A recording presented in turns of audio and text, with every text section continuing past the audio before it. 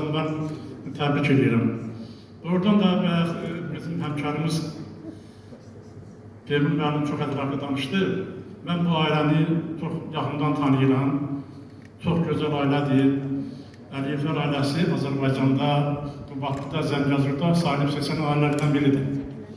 Bugün biz buradan danışmağa qürurluyum. Ona görə ki, hörmətli prezidentimizin dəmir yumruğu sayəsində, bunun apardığı siyasət sayəsində qaç şəhidlərimizə rəhmət eləsin. Qazilərimizin canı bahasına torpaqlar işğaldan azad olundu. Bilirsiniz, 2023-cü ildə eyni zamanda Xankəndi, Xocalı, Xocavənd, Ağdərə rayonunda azad olundu. Azərbaycanın ərazi bütövlüyü tam təmin olundu. Biz indi bu rayonlarımıza gedirik, köçlər baxın, hər şeyi görürsünüz. Yəni, hörmətli prezidentimizin 28-də Türkiyə prezidenti ilə bir yerdə orada aeroportun açılışını eləməsi, orada Pakistanın prezidentinin ora gəlməyi, bu böyük bir tarixi hadisədir. Biz artıq Qubadlımıza gedib gəlirik. Mən Rafiq Yusufoğlu'nun deyim ki, 2020-ci ilin 25-i Oktyabırda Qubadlı rayonuna alındı. Eyni zamanda hörmətli prezidentimiz Beyriman xanımın bizi dəvət elədilər. Biz rayon icra hakimiyyəti olaraq 32 nəfər nümayəndə ilə bir yerdə rayon icra hakimiyyətinin başçısı çox hörmətli Malik müəllimdə, Rafiq müəllimə böyük hörməti var. Rafiq müəllim də o nümayəndə heyətinin içində biz Qubadlıya getdik. Orada çox səmimi söhbətlər oldu. Rafiq müəllim özü bilir. Bilirsiniz, Qubadlı rayonu, bütün rayonlar hamısı gözəldir, biz hamımız Azərbaycanlıyıq. Amma Qubadlı rayonu tarixən Zəngəzurda o bölgədə ən aparıcı rayonlardan biri olub.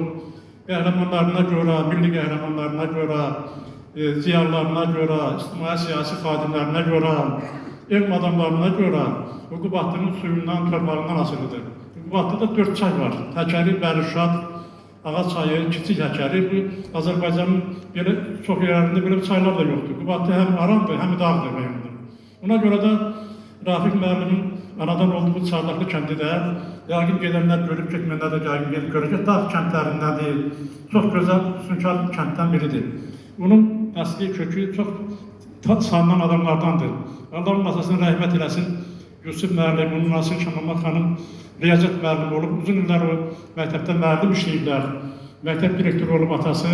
O insanların elmə, savada yayılmasına çox böyük kömək edib. Bayaq dedi Mirağa Əliyev, Allah rəhmət eləsin, o Azərbaycanın ictimai-siyasi həyatında çox tanınan bir insan olub.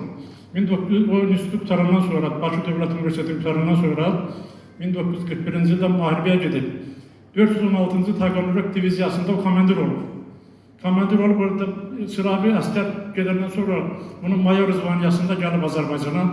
Azərbaycana gələndə Azərbaycanın bir çox rayonlarında o birinci katib işləyib. Qubadlıda, İmişlidə, sonra Goranbay rayonunda, Gəncədə ikinci katib işləyib, birinci katib işləyib.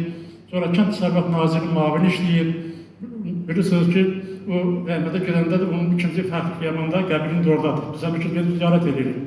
Qubadlı rayonunun Xalq Kənd Tam Orta Məktəbi də Mirağa Ağayev əlində. Mirağa Əliyev adına bizim Qubadlı rayonunun xalq məktəbidir. Eyni zamanda Mehdi müəllimlə danışdım. Mehdi müəllim də Sumqayıt şəhərində tanınan ziyalılardan biri olub. Çox gözəl ailələrdəndir.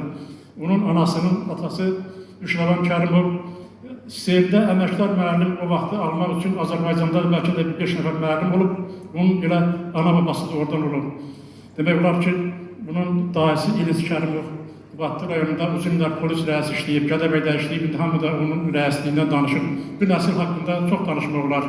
İndi onlardan çox adam rəhmətə gedib, onlara rəhmət eləsin. O gənclərdən də burada da var, başqa yerdə də var. Onlar bu nəsli davam edir.